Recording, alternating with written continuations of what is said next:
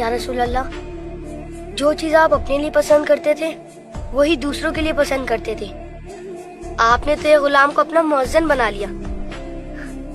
जो गुलाम कल तक लोगों की आवाज पर दौड़ता था, आज लोग उसकी आवाज पर अपने गरम बिस्तर छोड़कर मस्जिद की तरफ चले आते हैं। आप नीचे बैठे होते और हजरत बिलाल हबशी ऊपर खड़े अजान दे रहे होते। ऐसे करीम मौला को भी ताइफ वालों ने पत्थर मारे। आपके सर से निकलने वाला खून आपके पांव तक पहुंच गया।